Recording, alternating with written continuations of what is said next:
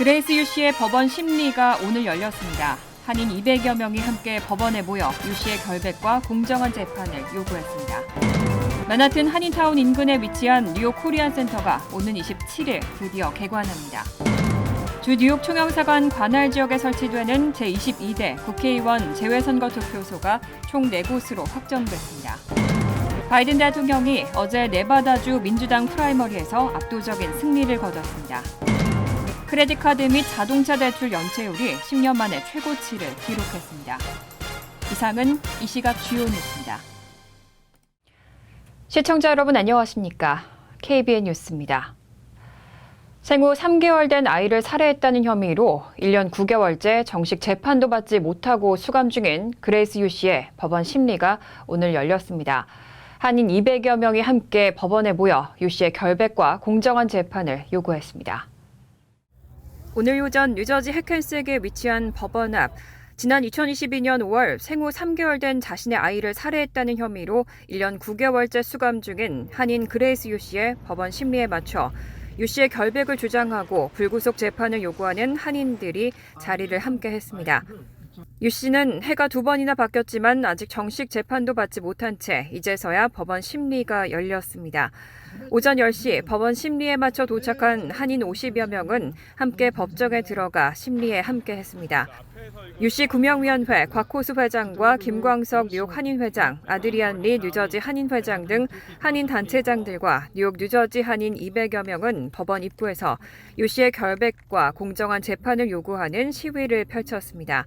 첫 번째 목표는 그레이스 유가 집으로 와서 보석으로 재판받는 거고, 두 번째는 무죄를 우리가 이끌어내는 겁니다. 거기에는 우리 한인 커뮤니티의 힘이 절실히 필요합니다. We request that all charges against Grace be immediately dropped so that he can return to her family. We require immediate action for court to review all the evidences and conduct an unbiased evaluation of this case. 유 씨 측 변호인에 따르면 오늘 심리는 앞으로의 재판 진행 절차 등을 의논하는 간단한 자리였습니다. 변호인은 공식 재판을 앞두고 유 씨가 불구속 상태로 재판을 받을 수 있도록 요구할 것이라며 다음 달 7일 히어링 절차가 예정돼 있다고 밝혔습니다.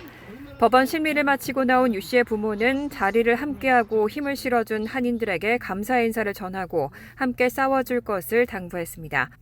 이렇게 항상 우리 한인들이 이렇게 힘이 이렇게 크다는 걸 저는 오늘 새삼 이렇게 다시 한번 느꼈습니다. 우리 앞으로 힘을 더 모아서 이 저스틱 어려운 억울하게 이렇게 들어가 있는 우리 딸을 구원하게 앞서서 여러분들께서 더 힘써주시고 더 아울러 다 많은 지도와 편달 바라겠습니다.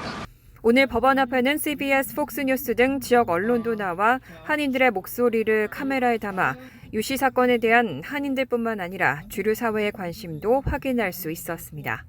그레이스 유 가족을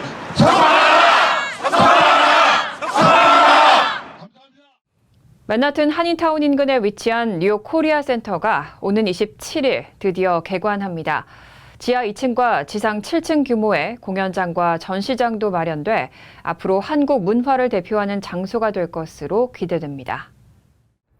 맨하튼 한인타운에서 불과 2블록 떨어진 곳에 뉴욕 코리아 센터가 우뚝 솟았습니다.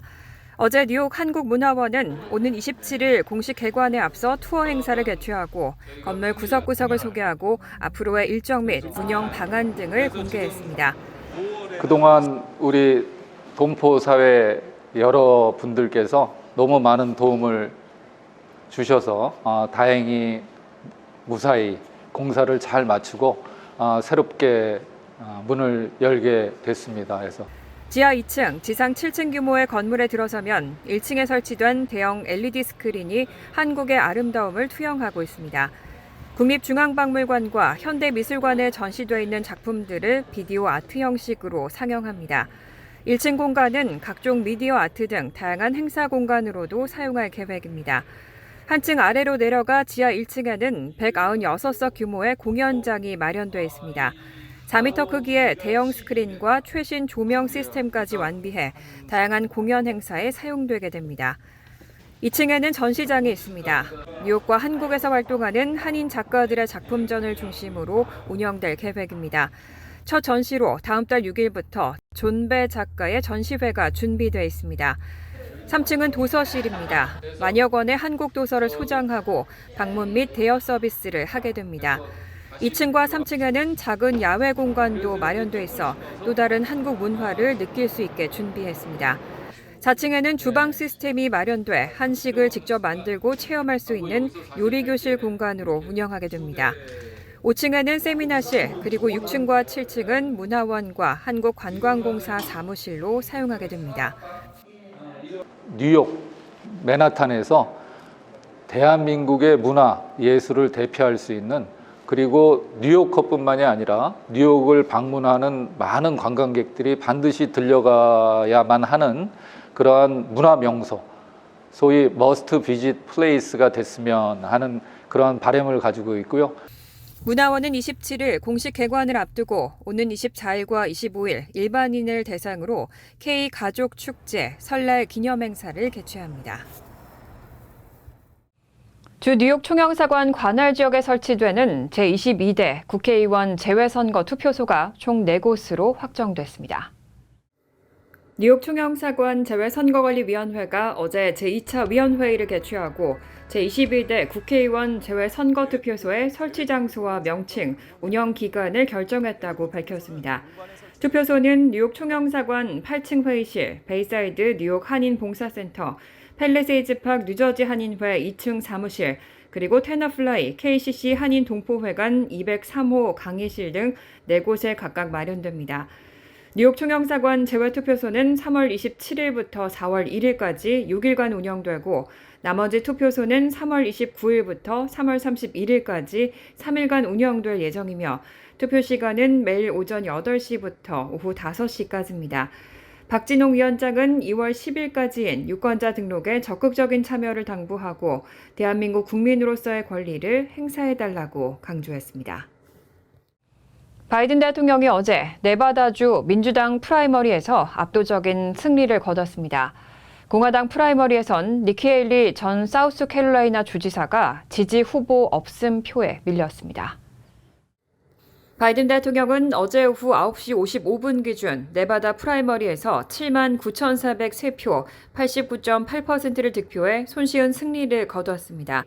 개표율 65% 시점에서 이미 바이든 대통령은 89.8%의 압도적인 지지율로 선두를 달렸고 경쟁자들과 큰 격차를 보였습니다.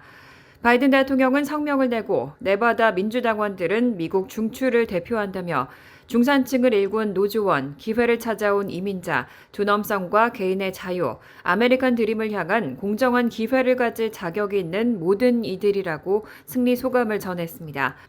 반면 공화당 네바다 프라이머리에서는 니키 헤일리 전 사우스캐롤라이나 주지사가 지지 후보 없음에 밀려 큰 차이로 패배했습니다.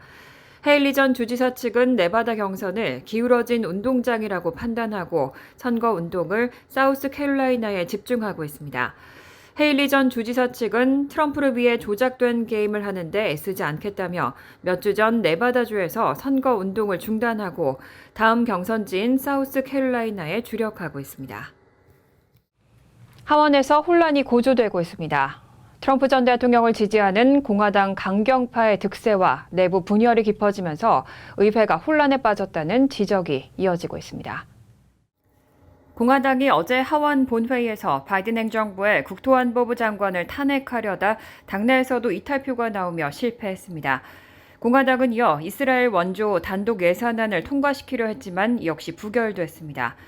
공화당은 바이든 행정부의 이민정책 실패를 쟁점화하려 했지만 공화당 내부에서조차 이탈표가 나오면서 의회 내 분열과 혼란을 노출했습니다. 공화당은 알레한드로 마요르카스 국토안보부 장관이 미국과 멕시코 간 국경 관리에 실패했다며 지난달 28일 그에 대한 탄핵안을 발의했고 그가 이민과 관련한 법 준수를 고의적, 체계적으로 거부하고 공공 신뢰를 위반하는 중대범죄 및 경범죄를 저질렀다는 게 탄핵의 이유였습니다. 하지만 켄 벅 등 공화당 의원 4명은 마요르카스 장관을 탄핵할 만한 범죄 행위를 확인하지 못했다는 점을 이유로 이탈했습니다. 탄핵안 부결 직후 이스라엘 추가 원조 예산안이 상정됐지만 역시 부결됐습니다. 이런 기능 장애는 상원에서도 계속될 전망입니다. 상원은 이스라엘과 우크라이나 지원, 국경 통제 강화 등을 포함한 안보 예산안 패키지에 대한 투표를 앞두고 있지만 트럼프 전 대통령의 반대와 일부 강경파 의원들의 반대로 처리가 쉽지 않아 보입니다. 주요 현안을 둘러싼 정치적 논쟁과 당파 갈등은 더욱 격화될 것으로 예상됩니다. 세금 보고 시즌이 시작되면서 각종 사기가 또 기승을 부리고 있습니다. 다양한 사기에 각별히 주의를 하셔야겠습니다. 소비자 보호 및 중재 비영리 기관인 BBB와 국세청이 납세자들을 대상으로 세금 보고와 관련된 사기에 주의할 것을 당부하고 있습니다.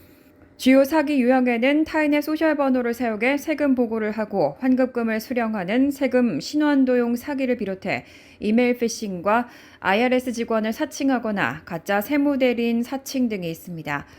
IRS에 따르면 지난 2022년 세금 관련 사기 피해 규모는 무려 57억 달러에 달했습니다. BBB의 스티브 버나스 대표는 사기꾼들이 공포심을 유발하는 전화나 문자, 이메일, 가짜 편지 등을 이용해 납세자들의 감정을 자극하고 있다며 주의를 당부했습니다.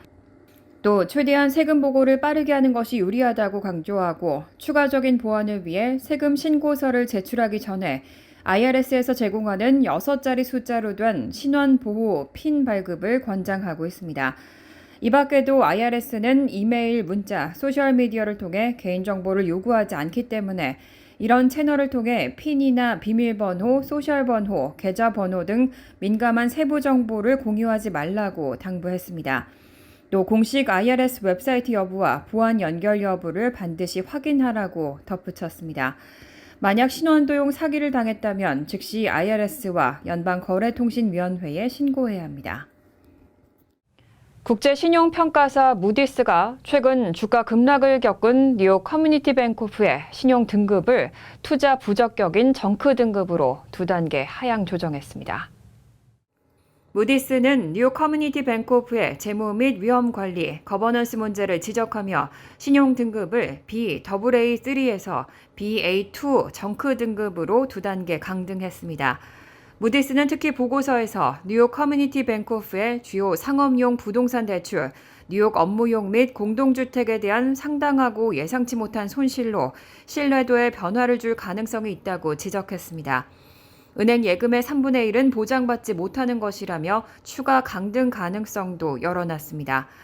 뉴욕 커뮤니티 뱅코프는 지난달 31일 실적 발표에서 예상치 못한 지난해 4분기 순 손실을 공개하면서 배당금의 대폭 삭감을 예고한 데다 상업용 부동산 관련 대출에 부실 은폐 의혹마저 불거지면서 주가 폭락 사태를 겪고 있습니다. 어제 주가는 정규장에서 22.3% 급락해 1997년 이후 가장 낮은 수준으로 거래를 마쳤고 시간 외 거래에서도 15% 이상 급락했습니다. 매도세가 이어지면서 이날 뉴욕 커뮤니티 뱅코프의 거래량이 사상 최고조를 기록하는 등 투자자들의 불안감이 고조되고 있습니다. 제니 옐런 재무부 장관은 어제 하원 금융서비스위원회에 출석한 자리에서 개별 은행 상황을 논하고 싶지 않다면서도 이 문제에 대한 세심한 모니터링을 강조하며 규제 당국이 은행들과 협력해 위험을 관리할 것임을 밝혔습니다. 크레딧 카드 및 자동차 대출 연체율이 10년 만에 최고치를 기록했습니다. 가계의 부채 부담이 가중되고 있습니다. 뉴욕 연방준비은행의 최근 보고서에 따르면 지난 4분기 가계부채는 17조 5천억 달러에 달해 사상 최고치를 경신했습니다. 크레딧 카드 부채는 500억 달러 증가한 총 1조 1,300억 달러를 기록했습니다. 이런 부채 증가는 할러데이 시즌의 지출 증가와 온라인 지출, 신차와 중고차 등 자동차 비용의 급증, 소비자들의 견고한 지출 등이 주요 원인으로 지목됩니다. 특히 크레딧 카드 연체율이 8.52%, 자동차 대출 연체율이 7.69%로 각각 2011년과 2010년 이후 최고치를 기록했습니다. 팬데믹 이전 수준보다 높은 수치로 젊은 층과 저소득 가구의 재정적 스트레스가 증가했다는 신호로 해석됩니다. 다만 모기지 연체율은 상대적으로 낮은 수준을 유지하고 있고 학자금 대출 연체율 역시 정부의 탕감 정책 영향으로 낮게 유지되면서 전반적인 연체율은 상대적으로 낮은 수준입니다. 하지만 고금리 상황이 지속될 경우 연체율 상승세가 더 악화할 수 있다는 지적도 나옵니다. 다만 통상적으로 연초에 지출을 줄이고 크레딧카드 부채를 갚는 경향이 있기 때문에 향후 변화를 지켜봐야 한다는 의견도 나왔습니다. 간추린 소식입니다. 어제 미시간주 법원이 2021년 교내에서 총기를 난사해 학생 4명을 살해한 당시 15세 에단 크럼블리의 엄마에게 유죄 판결을 내렸습니다. 미국 법원이 미성년자 총기 난사범 부모의 책임을 직접적으로 인정한 것은 이번이 처음입니다. 에단 크럼블리의 엄마 제니퍼 크럼블리는 비자발적 과실치사 혐의로 유죄를 선고받았습니다. 검찰은 제니퍼가 아들의 총기 접근을 허용하고 정신건강 문제를 무시하는 심각한 과실을 저질렀다고 밝혔습니다. 제니퍼는 평소 아들과 사격 연습을 함께하는 등 아들의 총기 사용 사실을 알고 있었던 것으로 알려졌습니다. 한편 남편 제임스 크럼블리에 대한 재판은 다음 달 진행됩니다. 뉴욕시의 주요 범죄 건수가 소폭 감소한 가운데 대중교통에서의 범죄 건수는 급증한 것으로 집계됐습니다. 뉴욕시경이 5일 발표한 2024년 1월 범죄율 통계에 따르면 지난달 뉴욕시에서 발생한 주요 7대의 범죄 건수는 총 9,913건으로 지난해 같은 달 1,209건과 비교해 2.9%가량 감소했습니다. 지난해 4월 9,981건을 기록한 이후 줄곧 10,000건을 넘었던 뉴욕시 주요 범죄 건수는 9개월 만에 처음으로 10,000건 아래로 떨어졌습니다. 하지만 지난 한 달간 전철이나 버스 등 MTA 교통 시스템에서 발생한 범죄는 222건으로 지난해 같은 달 152건에 비해 무려 46.1% 급증했습니다. 전 현직 뉴욕시 주택공사 직원 약 70명이 뇌물수수 혐의로 체포됐습니다. 데미안 밀럼스 뉴욕 남부지검 검사는 뉴욕 시형 아파트 계약 체결 대가로 계약 업체로부터 현금을 받은 혐의로 주택공사 직원 약 70명을 기소했다며 법무부 역사상 최대 규모라고 밝혔습니다.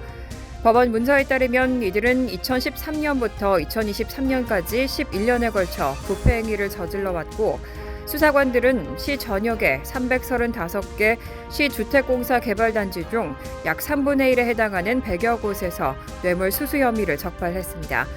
현재 뉴욕시 주택공사 직원 55명과 전직 직원 12명이 1,300만 달러의 공사를 수주하는 대가로 계약 업체들에게 200만 달러의 뇌물을 요구한 것으로 파악됐습니다. 최근 뉴욕시 전역의 노점상이 급증한 가운데 뉴욕시경이 불법 노점상에 발부한 형사법원 소환장 건수도 크게 늘어난 것으로 파악됐습니다. 지역 매체 더시티의 분석에 따르면 NYPD는 지난해 길거리에서 라이선스 없이 노점상을 운영하던 이들에게 총 1,244건의 형사법원 소환장을 발급했습니다. 직전해와 비교해 3배 수준이고 팬데믹 전이었던 2019년 208건과 비교하면 6배 수준입니다. NYPD가 불법 노점상 운영자에게 발급한 형사법원 소환장 중 1,033개, 82%는 라이선스 없이 노점상을 운영하다 적발된 사례였습니다. 환율과 증권 소식입니다.